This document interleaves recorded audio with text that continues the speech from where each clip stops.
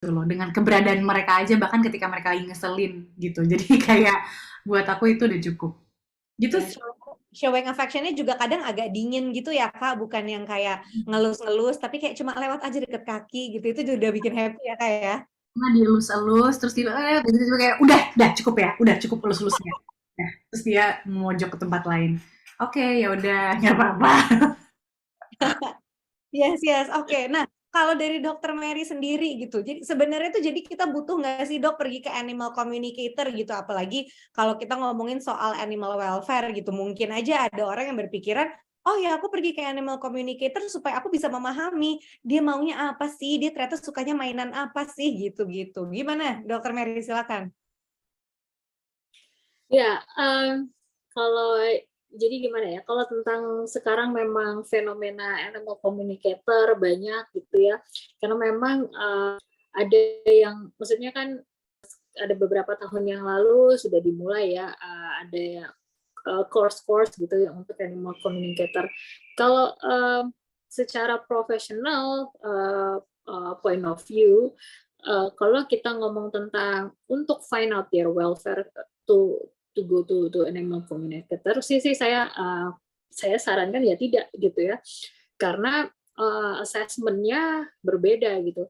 Jadi kan ini kan apa istilahnya kayak para scientific gitu kan. Jadi bukan para scientific lagi malah. Nah, jadi ini kan berbeda gitu kayak ini kan kita ngomong tentang orang yang punya bakat, yang punya talenta lebih untuk menjadi medium untuk berkomunikasi gitu. Bagaimana bisa mentranslate jadi mediumnya. Jadi kayak kita pergi misalnya tuh kayak kalau saya bayanginnya ya mungkin apa bisa salah atau enggak, tapi kayak kita ke tarot reader gitu kan, kayak kita minta bantuan untuk si tarot reader ini untuk jadi medium buat kita gitu kan, itu kan seperti itu.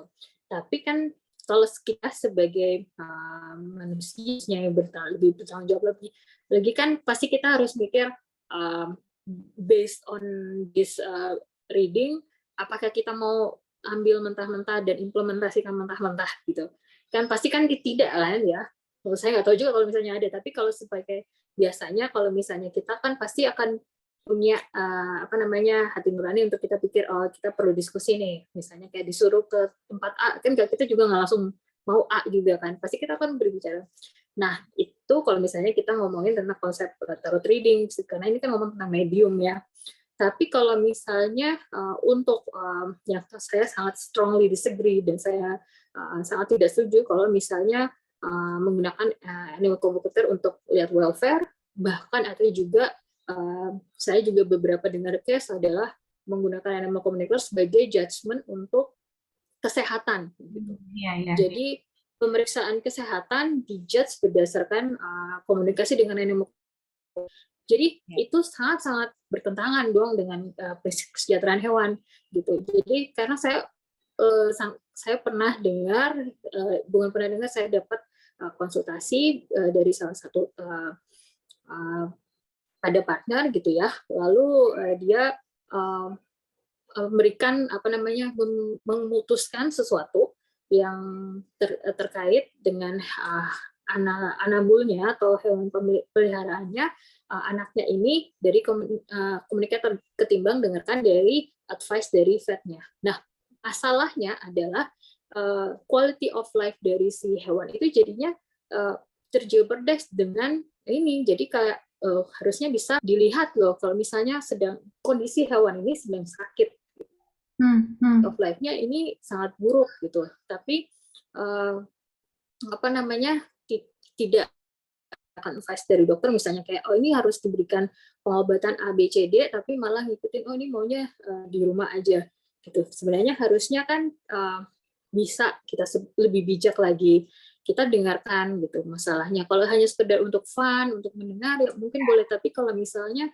sesuatu keputusan yang penting gitu ya, penting yang juga sangat vital gitu untuk hidup hewan kita, untuk anabul kita ya jangan dong gitu. Dan hal ini kan kalau misalnya tentang welfare itu semuanya itu kan itu sangat tercermin dan itu juga bisa dilakukan oleh ya orang-orang yang memang ditrain untuk bisa melakukan assessment animal welfare gitu, yaitu dokter hewan terutama gitu. Jadi kan prinsip-prinsip itu bisa kita maksudnya bisa di-assess gitu. Assessnya gimana, kayak misalnya kalau di hewan ya kalau misalnya sehat dia misalnya ada beberapa poin khusus yang kita memang monitor sebagai acuan kesejahteraan hewannya, misalnya body condition score, terus bagaimana dia apa istilahnya menampakkan berkomunikasi behaviornya gitu. Misalnya ada beberapa sign yang kita bisa cek, nah seperti kayak Sherina tadi juga sampaikan, sebenarnya kita sendiri bisa berkomunikasi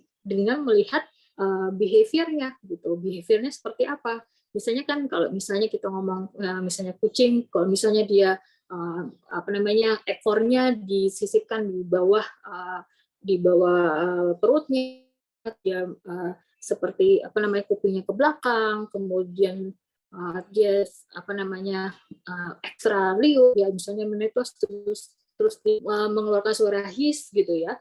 Nah, itu adalah salah satu tanda-tanda bahwa dia memang dia stres. Kan kita bisa langsung tahu, oh dia nih stres nih. Kayak misalnya dia lihat orang baru, terus orang barunya terlalu intimidatif ke mereka, dia kan seperti itu sebenarnya kita sendiri sudah bisa berkomunikasi.